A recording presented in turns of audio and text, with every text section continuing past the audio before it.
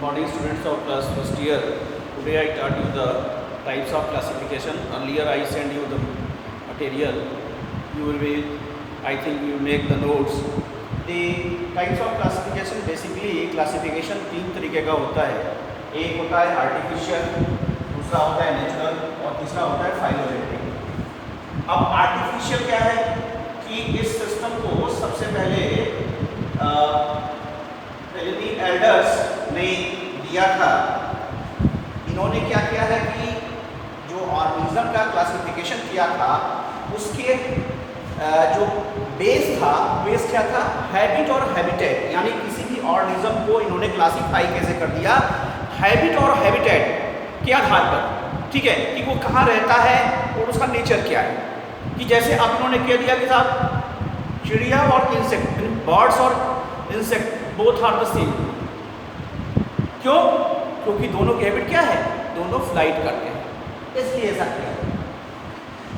इस सिस्टम की जो सबसे इंपॉर्टेंट बात है क्या कि ये जो सिस्टम है it is based upon one or few character. एक दो कैरेक्टर को देख करके जो क्लासिफिकेशन कर दिया जाता है उसको कहते हैं आर्टिफिशियल सिस्टम ऑफ क्लासिफिकेशन कहते हैं.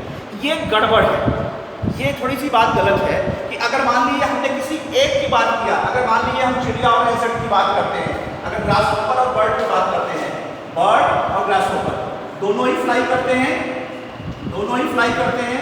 मगर हम देखते हैं, अगर हम दोनों को देखें तो दोनों का जो दोनों फीडिंग हैबिट भी सेम है, दोनों फ्लाई करते हैं, करीब करीब सिमिलरिटी है, दोनों हर्बीवोर है. मगर कुछ बर्ड्स जो है कार्निवोर्स भी होती है, नॉट फॉर ऑल.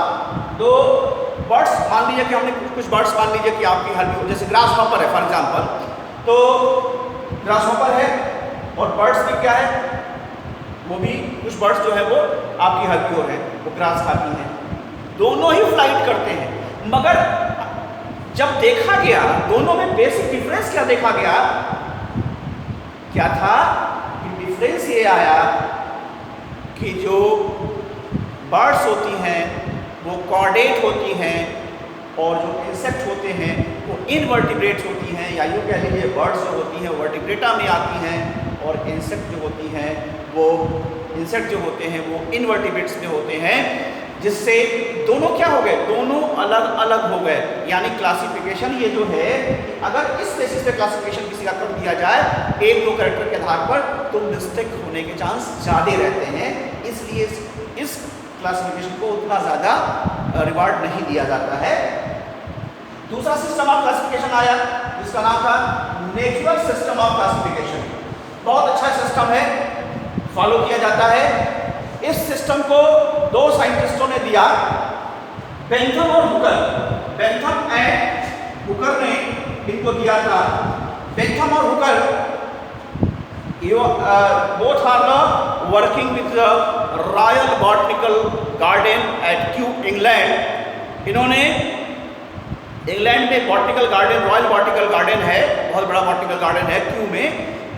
उसके वहाँ पे ये क्यूरेटर के तौर पे या केयरटेकर के तौर पे ये लोग वहाँ पे काम करते थे. और इन्होंने एक पूरा ब्रीफ क्लासिफिकेशन का कंसेप्ट दिया और क्या कहा कि based on number of characters, कि अगर हम किसी को क्लासिफाई कर रहे हैं तो सिर्फ हम उसकी फ्लाइट हैबिट को ही नहीं देखें कि जैसे इंसेक्ट उड़ रहा है चिड़िया भी उड़ रही है, एक हो गया. नहीं, हमें उसके और भी पैरामीटर्स पे जाना है. उसके फीडिंग हैबिट को भी देखना है, उसके बॉडी के जो एंडोस्केलेटन है उसके बारे में भी देखना है, उसके ब्लड के बारे में देखना है. इन सारे पैरामीटर्स की अगर बात करते हैं तो वो जो सिस्टम ऑफ क्लासिफिकेशन आता है बेटा उसको बोला जाता है नेचुरल सिस्टम ऑफ क्लासिफिकेशन, जिसको बेंथम और हुकर ने प्रपोज किया था. बहुत बार क्वेश्चन आता है नीट में कि natural system of classification was propose by.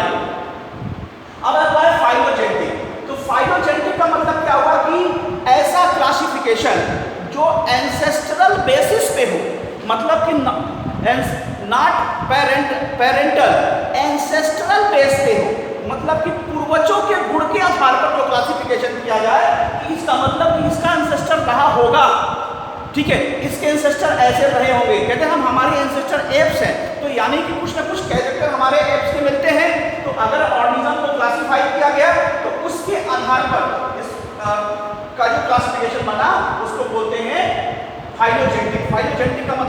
Phylogeny, phylogeny मतलब होता है एंसेस्टरल कैरेक्टर, या यूं कह लीजिए कि इवोल्यूशनरी हिस्ट्री के आधार पर, इवोल्यूशनरी हिस्ट्री के आधार पर जो क्लासिफिकेशन बनता है उसको हम लोग बोलते हैं फाइलोजेनेटिक बोलते हैं। इसको एंगलर और पेंटल ने प्रपोज किया था, ठीक है। और आगे चल के आप पढ़ोगे थ्योरी ऑफ फाइलोजेनेटिक लॉ है जो कि फाइलोजेनेटिक क्लासिफिकेशन की, फाइलोजेनेटिक के बारे में बताती है कि आप जानते हो कहा जाता है कि जो पीढ़ियां होती हैं अपने पूर्वजों के गुण को रिपीट करती हैं, मीन्स ऑन्टोजेनी रिपीट्स फाइलोजेनी। तो कुछ ना कुछ कैरेक्टर्स जो हमारे एंसेस्टर हैं वो हमारे बॉडी में या किसी ऑर्गेनिज्म के बॉडी में पाए जाते हैं। उस बेसिस पे हम अगर कंपेयर कर लें कि इसके एंसेस्टर ऐसे थे, वो कैरेक्टर्स में एग्जिस्ट कर रहे हैं कि नहीं कर रहे हैं, तो then we correlate and this phylogenetic classification is authentic and very much adaptable to all part the natural as well as phylogenetic as a credibility. So for the classification use this type of the classification. Artificial is not being very bad, but it may be for the small level of classification it will be done. Thank you.